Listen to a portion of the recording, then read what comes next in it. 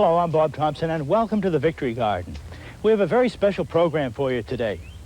It comes from Osaka, Japan, a city that's hosting the first ever international horticultural exhibition to be held in Asia. Peter Seabrook has made the long journey there from England and should be just arriving. That's the main course. And for dessert, Marion combines strawberries with icy lemon yogurt sauce. All that and more is just ahead, so please stay tuned. Funding for the Victory Garden is made possible by public television viewers. Monrovia Nursery Company, producers of container-grown ornamental plants, available at nurseries and garden centers nationwide. Grace Sierra Horticultural Products Company, makers of Peter's professional plant foods and potting soils for all your indoor and outdoor gardening needs. And by the American Rental Association, whose member businesses rent the tools and equipment to build a home, landscape it, grow a garden, and throw a party. Our travel correspondent, Peter Seabrook, is making his first ever visit to Japan. Let's join him in Osaka and see how he's getting along. Welcome to Osaka, Japan's third largest city, and as you can see, it's most commercial. It's important to remember that at the end of World War II, 70% of the city was absolutely flat, and in the frantic rebuilding that followed, it left much to be desired. The guidebooks are unanimous in the opinion that Osaka is the most polluted city in Japan.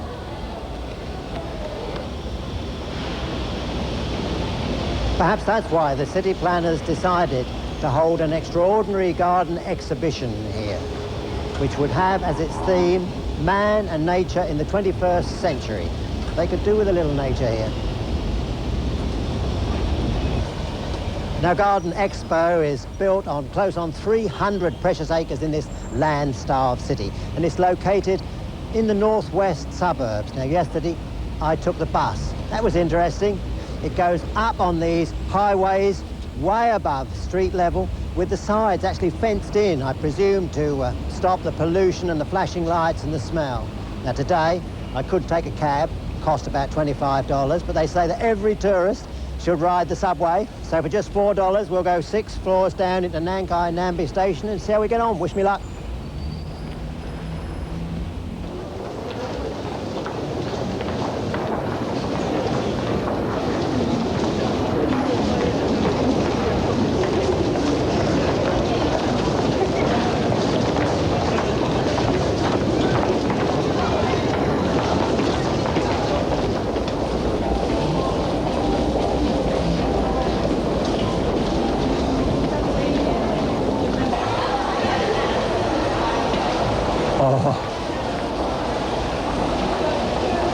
Oh dear. Now for the tricky bit. I've got to cope with the money and the routing. If I don't get this right, next stop could be Yokohama. 1, 2.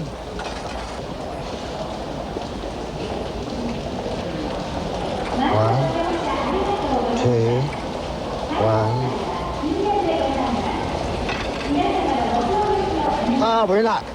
We're off.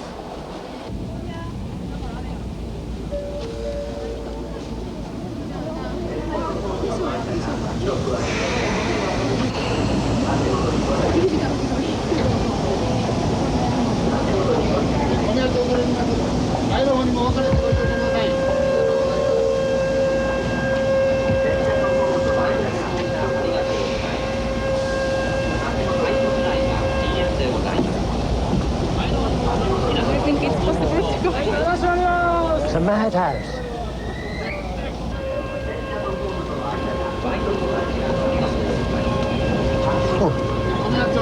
Oh my God.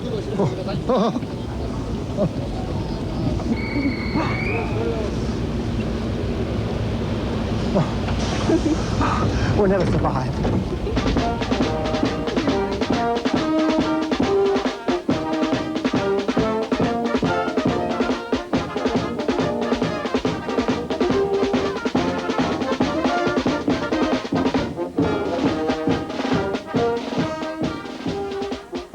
For the past 2 years, the Japanese have been beavering away here on what was a landfill site rubbish tip for the city of Osaka to construct Expo 90. And every day since it opened in April, 150,000 people have poured through this gate. In a good day, 250,000, each one of them paying $20 a time. Now we're coming to the area with the big commercial pavilions. All the big names are here. Mitsui, Toshiba, Suntory, Hitachi. And they're really out to impress the visitors. Magnificent light and photographic displays that you ride through on a train. And they need to be good. The people are standing in line for up to 3 hours just to get into one of these pavilions. We won't have time to wait today, I'm afraid.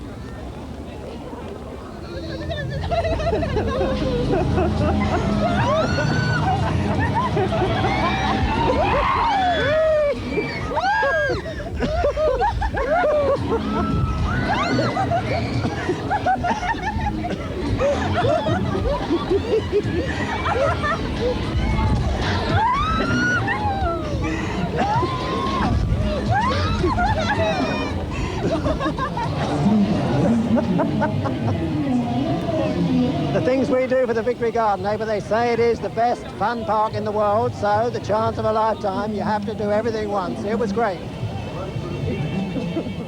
Well, there's a lot to see, and we'll go straight to the international exhibits. Well, I think that the British might have got their Victorian bedding somewhere near right, those bright colours in patterns, and this neat Elizabethan Culpeper style herb garden, that seems about right, but when you get into it, this granite paving, and the pool with all the electrics and the pond, it's like a swimming pool.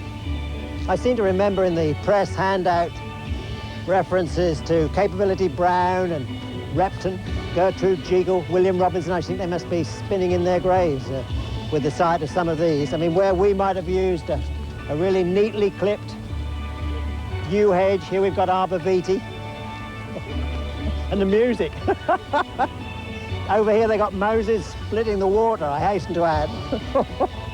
and hardly a conservatory of Old English style.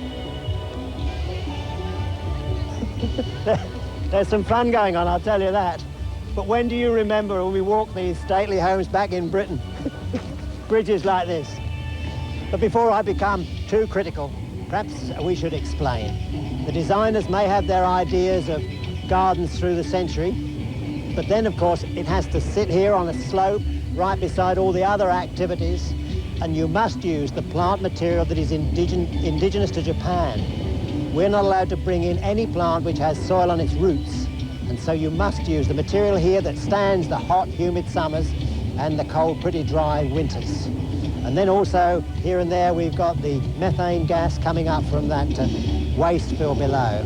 So all in all, they do a pretty good job, some of them.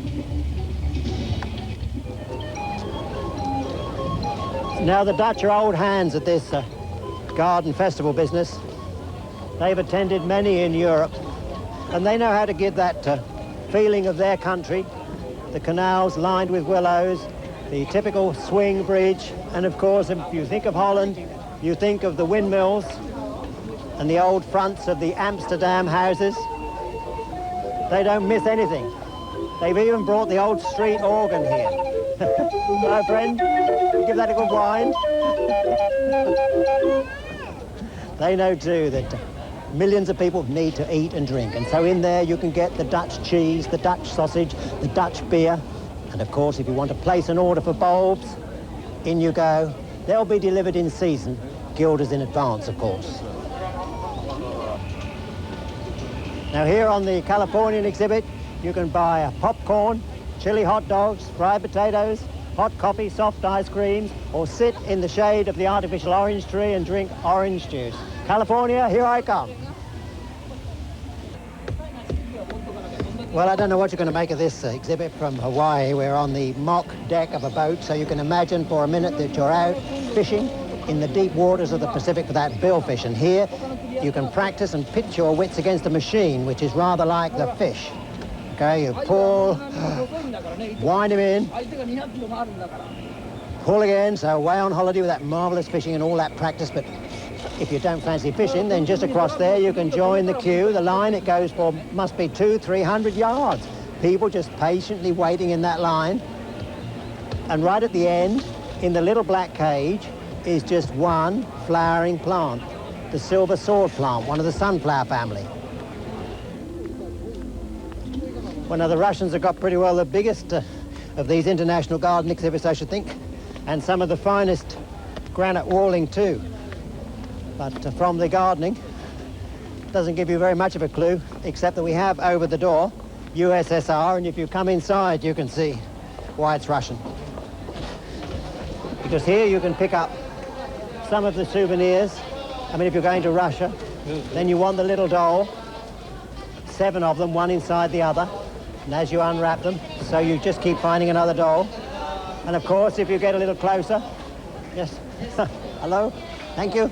Hello. Yes, the caviar and the very special vodka. Thank you. Well, if I was a judge, I think I'd be heading in this direction, the Canadian exhibit, because they've reproduced the Niagara Falls, the small-leaved Japanese maple, not the large maple of Canada, but very much in proportion to give that feeling.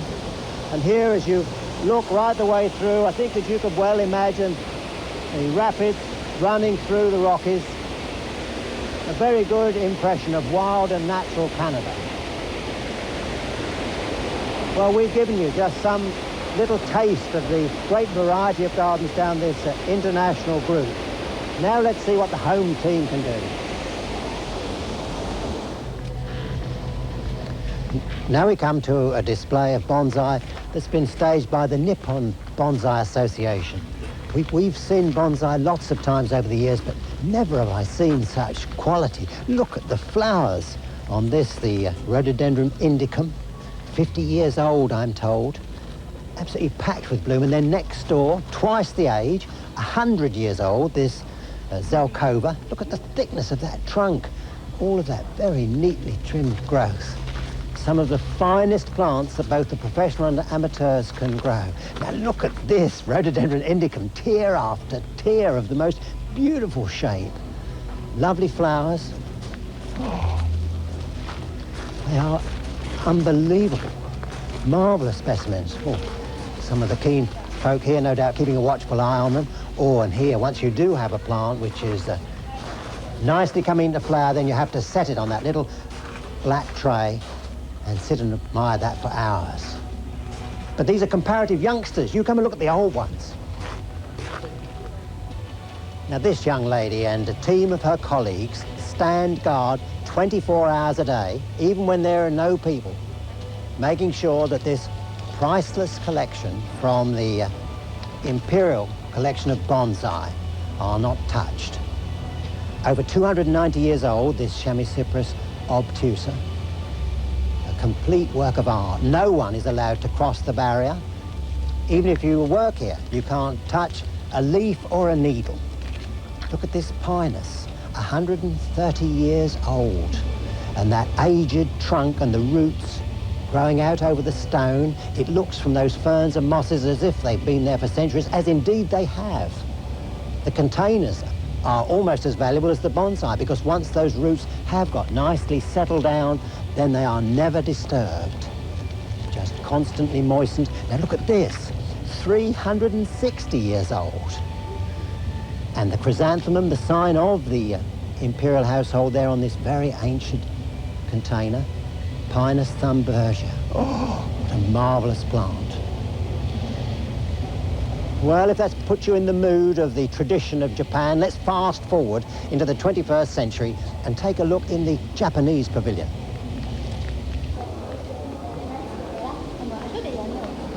Now, the first thing that greets the visitor when they come under this dome is this great old cedar tree stump, thought to be over 1,000 years old and blown down in a typhoon 30 years ago. It's staged here to remind the viewer of the magnificence of nature and just how perishable it can be.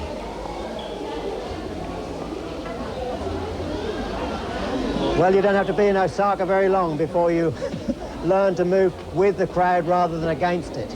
And you also learn the benefits of what they call borrowed landscape, taking any little piece of tree or mountain that you can see and trying to bring that indoors, just as they've done here.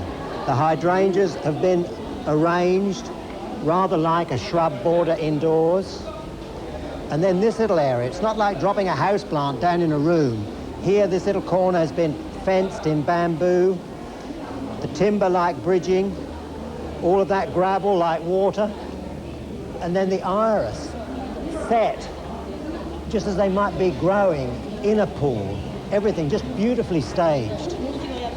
Variation on a similar theme here, but on a much larger scale, with the great waterfall brought indoors. And here the interior design of a much more contemporary nature, just showing how you can bring that feel of water indoors.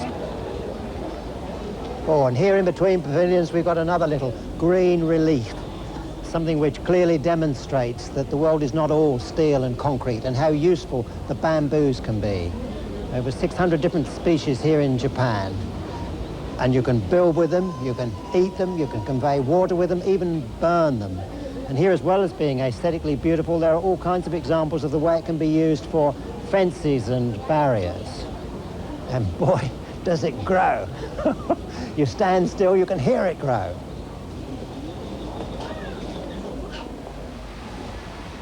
Oh, what a relief to get away from all those people, the pavilions, the funfair, the glitz and the razzmatazz, out into a piece of real garden. And it's difficult to believe that just over the hillside there are my hundreds of thousands of colleagues. But this is real Japanese gardening. Every stone carefully placed and that water split and rushing. That's what Japanese landscape gardening is all about. And I was talking to a lady who works in Osaka yesterday, and she told me that at least once a week she has to escape out into a quiet garden where the sound of water just blots out everything else, and within seconds, she said, it's as if she's been refreshed. Well, if you feel refreshed, there's more. Do you get the point? You're supposed to be a bird looking down on the city, getting that bird's eye view. But of course, the Japanese city of the future, because you don't find parks there today. Somewhere that you can walk the dog or jog. There's none of that in Osaka. But who knows? If enough people take note, they may have open spaces reserved so that you can picnic and have fun with the family, but in the future.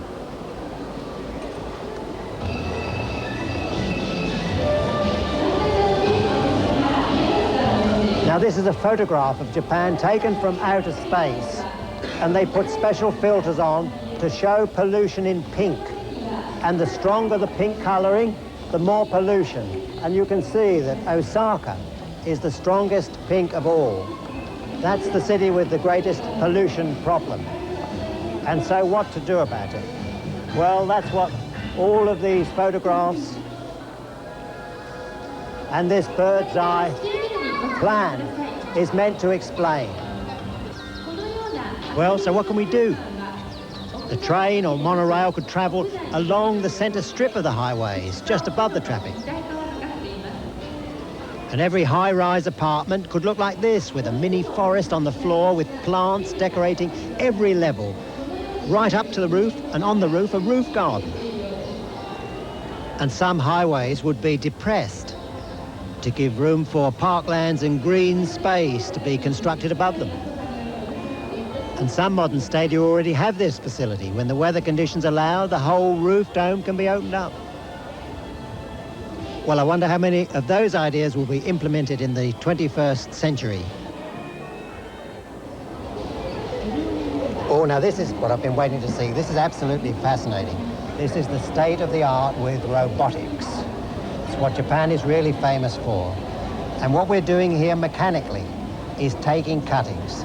These little tiny light green shoots are carnations grown in sterile conditions. And of course we need to propagate them. We need to make lots from just one. And this we're doing by machine. If we watch it through, it holds the cutting, it cuts it in just the right place, and then transfers it and puts each one right into the center of its own little cell. So there we are, 3 cuttings taken from 1. Now what happens? Well, under that thing which says Toshiba, there's a camera actually measuring the shoot, looking at it and calculating where the cuts can be made and how the cuttings can be taken using the most of the material. So we move the camera well back out the way, and then in comes the robot again. It's decided that this will take 2 cuttings. The top one is number 1. And down it goes again and cuts exactly where the computer showed it, cutting number 2. And now the camera's in position again, measuring up the next cutting, and on it goes relentlessly. Throw away your budding knife. Forget anything of green fingers. The day of the machine has come. And the next stage, no human hands anywhere, because once that cutting starts to get rooted and wants to be moved on into its own separate pot, then away comes this robotic arm, picks up every little cutting, puts it to the camera. Camera just checks it's got the right number of leaves, the right length, and if it's satisfactory, then in it goes into its own little rock wall square and off to growing room number 2.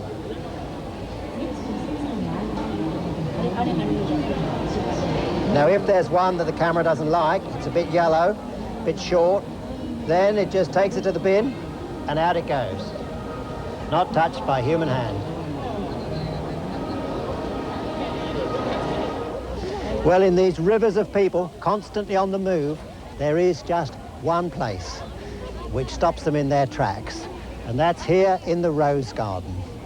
World popular, the beauty and fragrance of the rose. And here you stop to have your photograph taken. This is where you have the record to show the family of how you had a marvelous day out at the Expo, where the air was full of the center roses.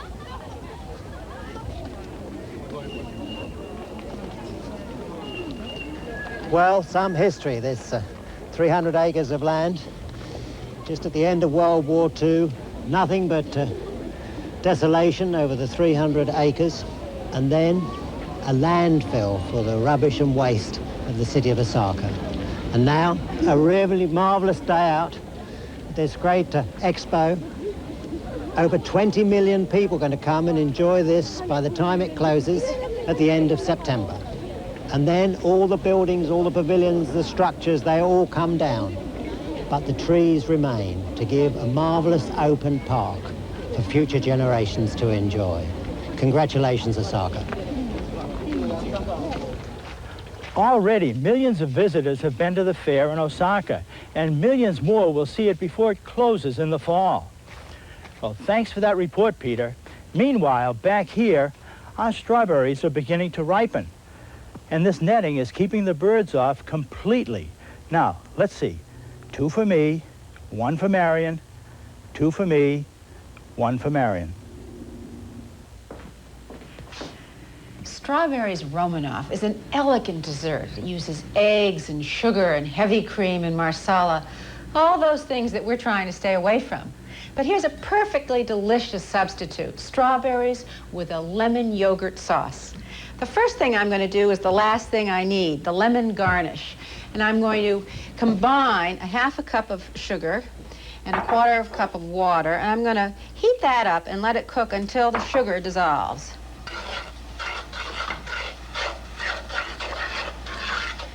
Now, while that sugar is dissolving, I'm going to prepare a little zest. This is a wonderful little tool. It's got 5 little holes here and is invaluable for getting the skin off in long strips. I'm going to zest 2 lemons.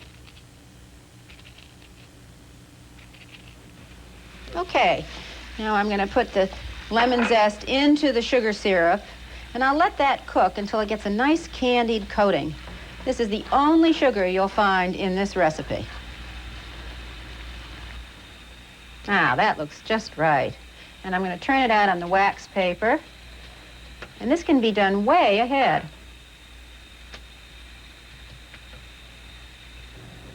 Now, into a bowl that I've chilled in the freezer, I've put a pint of frozen yogurt, vanilla, low-cal. And I want to give this a nice lemon flavor, so I'm going to add 2 tablespoons of finely grated lemon and about 1/3 of a cup of fresh lemon juice, and then about a teaspoon of a concentrated lemon extract. And then I'm going to beat this together very quickly, and my sauce is ready. Ah, strawberries with a lemon yogurt sauce topped with toasted almonds and candied lemon peel. And the best part, you can eat all you want. Does that ever look good, Marion?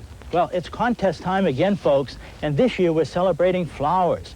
I know that many of you have beautiful flower gardens, and I'm here to encourage all of you to enter our annual contest. It's easy to do. Here's how. Entering the contest is very simple, providing you're an amateur gardener.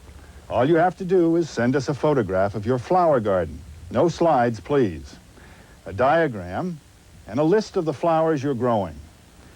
Then send it along with your phone number to the Victory Garden Contest, 1990, 125 Western Ave, Boston, Mass. 02134.